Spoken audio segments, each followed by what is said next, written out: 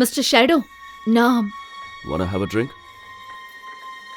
தெரியுமா, இந்த ஒயின் உனக்காகவே வாங்கினேன். ஸ்பெஷலா பிரான்ஸ்ல இருந்து உனக்காக வரவழைச்சது. இல்ல, நான் ட்ரிங்க் பண்ண மாட்டேன். நான் முன்னாடி ரொம்ப வெக்கப்படுற ஆளாதான் இருந்தேன். என்னால உங்க மனசு கஷ்டப்பட்டிருந்தா சாரி. உங்களை காயப்படுத்தணுங்கிறது என்னோட எண்ணம் இல்ல. அதனால அதுக்கு பதிலா நான் என்ன பண்ணணும்னு சொல்லுங்க, நான் தயாரா இருக்கேன். சரி, என் கோபத்துக்கு நீ எப்படி பரிகாரம் பண்ண போற மிஸ்ஸஸ் நித்யா பிரகாஷ்? என்னோட ஃபுல் நேம் உங்களுக்கு தெரியுமா? உன்னை பத்தின எல்லா டீடைல்ஸும் எனக்கு தெரியும். சொல்ல போனா உன்னை பத்தி உனக்கே தெரியாத சில விஷயங்கள் கூட எனக்கு தெரியும். நித்யாவுக்கு அந்த மனிதனிடம் ஒரு வித்தியாசமான ஆட்டிடியூட் இருப்பதை உணர முடிந்தது. அவள் ஒரு திருமணமான பெண். அவளால் ஒருபோதும் தாய்மையடைய முடியாது. அதனால்தான் அவள் மாமியாரும் கணவனும் அவளை வீட்டை விட்டு துரத்தினார்கள். இந்த மிஸ்டர் ஷேடோ ஏன் இவ்வளவு பணத்தை அவளுக்காக செலவு செய்ய தயாராக இருக்கின்றார்? நான் யாரு, நான் என்ன பண்றேன், நான் யாரை தேர்ந்தெடுப்பேன், இல்ல என்னோட ஜாதி என்ன, இது என்னோட தனிப்பட்ட விஷயம். இத பத்தி உனக்கு எந்த விளக்கமும் கொடுக்க வேண்டிய அவசியம் எனக்கு இல்ல. I'm sorry, Mr. Shadow. So, what are we waiting for? Now, come. Let's celebrate our love. எனக்கு இன்னும் டிவோர்ஸ் ஆகல. அதனால இப்போ என்ன ஆக போகுது? நான் டிவோர்ஸ் வாங்கினதுக்கு அப்புறமா தான் நான்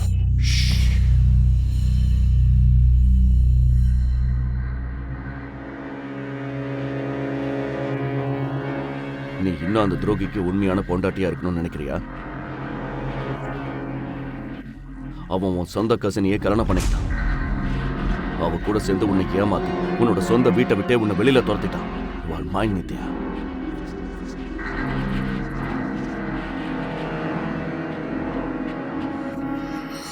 மிஸ்டர் ஷேடோவின் அந்த ஈர்ப்பை அவளால் முழுமையாக உணர முடிந்தது. அவரது மூச்சுக்காற்று வேகமாவதை நித்யா கவனித்தாள். அட்லீஸ்ட் இதையாவது சொல்லுங்க, நீங்க யாரு? சரியான நேரம் வரும்போது எல்லாத்தையும் நானே சொல்றேன். நீங்க யாருன்னே எனக்கு தெரியாது. அதனால வேற யாராவது சாதகமா பயன்படுத்திக்கிட்டு என்ன மிஸ்யூஸ் பண்ண ஆரம்பிச்சாங்கன்னா நான் அங்க இருந்தா உன்னை யாராலையும் தொடக்கூட முடியாதுங்க. So don't worry. Come.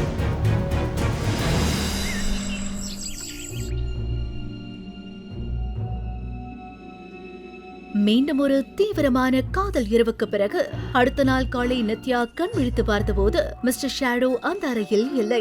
முந்தைய இரவு நடந்த நிகழ்வுகள் அனைத்தும் அவள் நினைவுக்கு வந்தபோது இதெல்லாம் ஒரு கனவா இருக்கும்.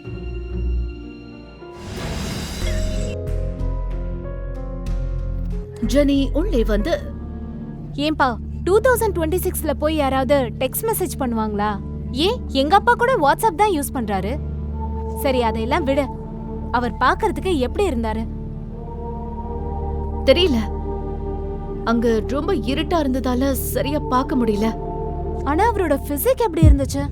இதை கேட்டதும் மிஸ்டர் ஷேடோவின் வலுவான கைகளும் அகன்ற மார்பும் அவளுடைய நினைவுக்கு வந்தன. நல்லா அகலமான மார்பு. அவரை பத்தி நினைக்கும் போதே உன் கண்ணெல்லாம் ஏன் இப்படி சிவக்குது? அப்படிலாம் ஒண்ணும் இல்லையே. சரி, ஆனா அவரு பெரிய கோடீஸ்வரரா இருப்பாரு போல. உனக்கு 10 லட்சம் ரூபாயா அப்படியே தூக்கி கொடுத்திருக்காருனா கண்டிப்பா அவருக்கு உன்னை பிடிச்சிருக்குன்னு தான் நான் சொல்லுவேன். ஆனா எனக்கு கல்யாணம் ஆயிடுச்சு. ஆமா, உன் புருஷன் பிரகாஷ் மட்டும் உன்கிட்ட கேட்டுட்டு அக்ஷயா கூட தொடர்பு வச்சிருக்கான். இப்போ மிஸ்டர் ஷேடோ கூட இருக்கணுமா வேணாமாங்கிறது உன்னோட முடிவு. ஆனா என்ன கேட்டா நீ முதல்ல அந்த ருத்ரா கிட்ட இருந்து டிவோர்ஸ் வாங்கிடணும். அப்பதான் அவனோட அந்த அழுகி போன மூஞ்ச நீ பார்க்காம இருக்கலாம். ஜெனி கூறுவது சரிதான் என்று நித்யாவுக்கு தோன்றியது. தான் செய்ய வேண்டிய கடமைகள் அனைத்தையும் நித்யா முடித்து விட்டாள். எனவே எவ்வளவு சீக்கிரம் முடியுமோ அவ்வளவு விரைவில் பிரகாஷை விட்டு பிரிந்துவிட வேண்டும் என்று முடிவு செய்தாள். இல்ல ஜெனி, அது எப்படி நடக்கும்? ஏன் நடக்காது? ஒருத்தர் முகம் தெரியாத ஒரு பொண்ணுக்காக லட்சக்கணக்கில் பணத்தை கொடுப்பாருன்னு என்னால நம்பவே முடியல. ஆமா, அது எனக்கு புரியல. என்னால ஒரு குழந்தை பெத்துக்க முடியாதுன்னு தெரிஞ்சிருந்தோ ஏன் அவர் எனக்காக இவ்ளோ செய்யறாரு? பிரகாஷ் இப்போ எனக்கு மாமா மட்டும் இல்ல, அவர்தான் என்னோட. பிரகாஷ் அவளோட பாஸ். அக்ஷயாவும் பிரகாஷோட கம்பெனில தான் வேலை செய்யறா. பிரகாஷும் அவ வேலைய பயங்கரமா பாராட்டுவாரு. ஓ அப்படியா? அவ படிச்ச படிப்புக்கும் நாம பட்ட கஷ்டத்துக்கெல்லாம் இப்போதான் பலன் கிடைச்சிருக்கு. நித்யா அக்ஷயா பேசுவதை ஒரு வழியாக தடுத்து விட்டாள். ஆனால் அவள் எந்த நேரத்தில் என்ன பேசுவாள் என்று நிச்சயம் இல்லை. ஏன் எல்லாரும் நின்னுக்கிட்டே இருக்கீங்க? உட்காருங்க. உங்க உடம்பு எப்படி இருக்குன்னு பாத்துட்டு போலான்னு வந்தேன். இப்போ நீங்க பெட்டரா இருக்கீங்க. ஆக்சுவலா ஆபீஸ்க்கு லேட் ஆகுது, அதனால நாங்க கிளம்புறோம். உங்களுக்கு லேட் ஆச்சுன்னா நீங்க கிளம்புங்க, எனக்கு ஒன்றும் இல்ல, நான் பாத்துக்கிறேன். மாமா, உங்களுக்கு எதுனாலும் எனக்கோ இல்ல அக்ஷயாவுக்கோ கால் பண்ணுங்க. பிரகாஷ் போன்ற ஒரு கண்ணியமான மனிதனை பெற நித்யா மிகவும் அதிர்ஷ்டசாலி என்று குணா உணர்ந்தார். இன்று பிரகாஷ் நேரத்தை ஒதுக்கி வந்ததால் குணாவிற்கு அவன் மீது மரியாதை அதிகமானது.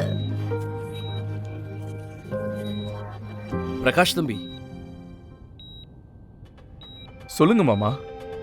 அக்ஷயா உங்க கூட வேலை செய்யறது எனக்கு சந்தோஷம்தான். அவ நித்யாவோட தங்கச்சியா இருந்தாலும் அந்த ஒரு காரணத்துக்காக அவ பண்ற எந்த தப்பையும் நீங்க விட்டு கொடுக்க கூடாது. அதுக்கு அவசியமே வராது மாமா. அக்ஷயா சூப்பரா வேலை செய்யறா. ருத்ரா தம்பி, நான் இன்னொரு விஷயம் சொல்லணும். சொல்லுங்க மாமா. கண்ணா, நான் எவ்வளவு நாள் உயிரோட இருப்பேன்னு தெரியாது. நான் போறதுக்கு முன்னாடி உங்க 2 பேரோட குழந்தைகளோட விளையாடணும்னு ஆசைப்படுறேன். குணாவின் வார்த்தைகளை கேட்ட நித்யாவுக்கு தன் தலையை சுற்றுவது போல இருந்தது.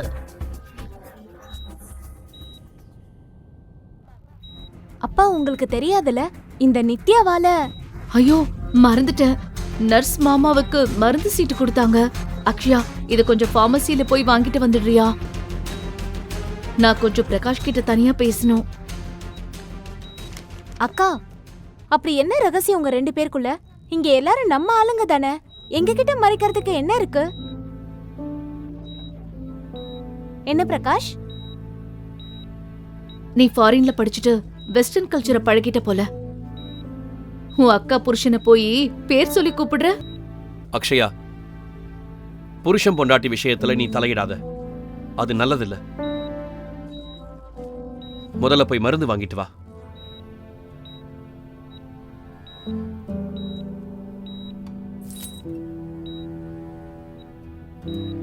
கொஞ்சம் வெளியில வாங்க, உங்ககிட்ட தனியா பேசணும். மாமா, இப்ப வந்துடுறேன். மாமாவுக்கு இப்பதான் ஆபரேஷன் முடிஞ்சிருக்கு. நிலைமை எவ்வளவு சீரியஸா இருக்குன்னு நீங்களே பாத்தீங்க தானே. அவருக்கு எந்த ஒரு ஸ்ட்ரெஸ்ஸும் இருக்க கூடாதுன்னு டாக்டர் சொல்லிருக்காரு. அவர் மனசு கஷ்டப்படுற மாதிரி ஏதாவது நடந்தா அவரோட நிலைமை இன்னும் மோசமாயிடும். அப்புறம் அவரை காப்பாத்துறது ரொம்ப கஷ்டம். அதனால நம்ம டைவர்ஸ் விஷயத்த பத்தி அவருக்கு இப்ப தெரியக்கூடாது. இந்த அதிர்ச்சி அவரால தாங்கிக்க முடியாது. நீங்க வேற எதுவும் பண்ண வேண்டாம். எனக்கு நீ சொல்ல வேண்டியதே இல்ல நித்யா. முதல்ல ஒரு பொண்டாட்டி மாதிரி எனக்கு அட்வைஸ் பண்றத நிறுத்து. சட்டப்படி நாம இன்னும் பிரியாம இருக்கலாம். மனசளவுல நாம பிரிஞ்சு ரொம்ப நாள் ஆச்சு. 4 வருஷம் ஒன்னா இருந்தப்பவே நான் உங்களுக்கு ஆர்டர் போடுறதுக்கு எந்த ரைட்ஸும் கொடுத்ததில்ல. இப்போ எப்படி கொடுப்பீங்க? உங்களுக்கு நான் என்ன ஆர்டர் போட முடியும் பிரகாஷ்? இந்த 4 வருஷ கல்யாண வாழ்க்கையில உங்ககிட்ட நான் எதையுமே கேட்டதில்ல. ஆனா இன்னைக்கு உங்ககிட்ட பிச்சையா கேக்குறேன். மாமாக்கு இந்த விஷயம் தெரியக்கூடாது. நான் சொல்றத கேட்டா நான் ஜெயிச்சிடுவேன், நீங்க தோத்துடுவீங்கன்னு நினைக்காதீங்க. இது ஜெயிக்கிறதுக்கும் தோக்கறதுக்கும் ஆன போட்டி இல்ல பிரகாஷ். இது ஒருத்தரோட உயிர் சம்பந்தப்பட்ட விஷயம். அவர் எனக்கு மாமா மட்டும் இல்ல, அக்ஷயாவோட அப்பாவும் தான். எனக்காக இல்லைனாலும் அட்லீஸ்ட் அக்ஷயாக்காகவாது இத செய்யுங்க.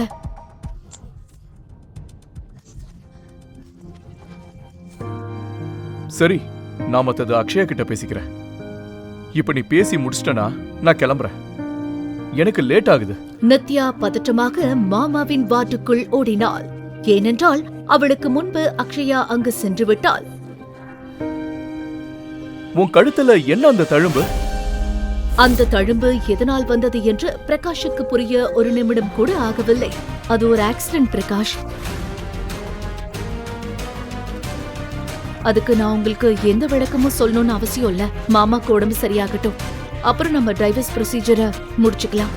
அதுக்கப்புறம் நீங்க என் முகத்தை கூட பார்க்க தேவையில்ல. இப்போ என் மேல அதிகாரம் பண்ண உங்களுக்கு எந்த உரிமையும் இல்ல பிரகாஷ். இத நீ மறந்துட்டேன்னு நினைக்கிறேன். டிவோர்ஸ் வாங்குற வரைக்கும் நான் உன் புருஷன் தான். அவன் யாருன்னு சொல்லு, இல்லனா உன்னை கொன்னுடுவேன். புருஷனா? நீங்க எனக்கு புருஷனே இல்ல. இன்ஃபேக்ட் நீங்க எனக்கு புருஷனா இருந்ததில்ல.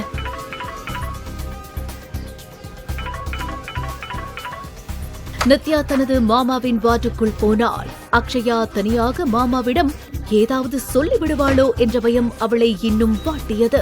மாமா, அக்ஷயா இன்னும் மருந்து வாங்கிட்டு வரலையா? இல்லம்மா, என்னாச்சு? பிரகாஷ் திரும்ப வரலையாமா? பிரகாஷ்க்கு ஏதோ ஒரு கால் வந்துச்சு, அதான் அவசரமா கிளம்பிட்டாரு. உங்களை பாக்குறேன்னு சொல்லிட்டு போனாரு. நிஜமாவே நித்யா, நீ ரொம்ப கொடுத்து வச்சவ. உனக்கு இவ்வளவு புரிஞ்சுக்கிற ஒரு புருஷன் கிடைச்சிருக்காரு. நான் போய் மருந்து வாங்கிட்டு வரேன்.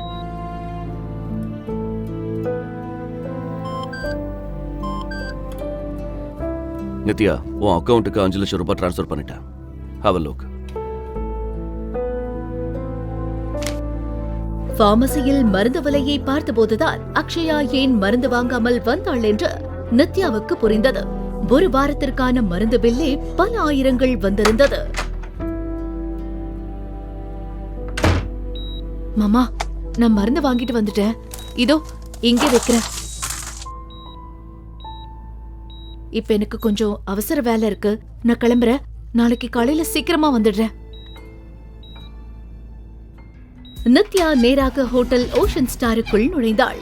சரியாக மணி 9 நெருங்க இன்னும் 10 நிமிடங்கள் தான் இருந்தது. அந்த மிஸ்டர் ஷேடோ யார் என்பதை அறிய நித்யாவுக்கு அளவற்ற ஆர்வம் ஒருபுறம் இருந்தாலும் உள்ளுக்குள் ஒருவித இனம் புரியாத நடுக்கமும் அச்சமும் அவளை வாட்டியது. அறையின் 607 வாசலில் வந்து நின்ற நித்யா ஒரு நிமிடம் அப்படியே உறைந்து போனாள். மெதுவாக ஒரு நீண்ட மூச்சை இழுத்துவிட்டு தன்னை தேற்றிக்கொண்டு கதவை திறக்க கையை நீட்டினாள். அவள் கை லேசாக நடுங்கியது. நித்யா மெதுவாக கதவை திறந்து கொண்டு உள்ளே சென்றாள். ஹலோ நித்யா. அந்த அறையின் மங்கலான வெளிச்சத்தில் ஜன்னல் ஓரமாக ஒரு ஆணின் உருவம் அமர்ந்திருப்பதை நித்யா கண்டாள். நித்யாவால் அந்த மிஸ்டர் ஷேடோ யார் என்பதை கண்டறிய முடியுமா? நிஜமாகவே அப்படி ஒரு மனிதன் இருக்கின்றானா? எந்த கதையின் அடுத்தடுத்த திருப்பு முனைகளை அறிய சீக்ரெட் ஹஸ்பண்ட் தொடரின் அடுத்த எபிசோடை பாக்கெட் எஃப்எம்மில் தமிழ் யூடியூப் சேனலில் கண்டு மகிழுங்கள்.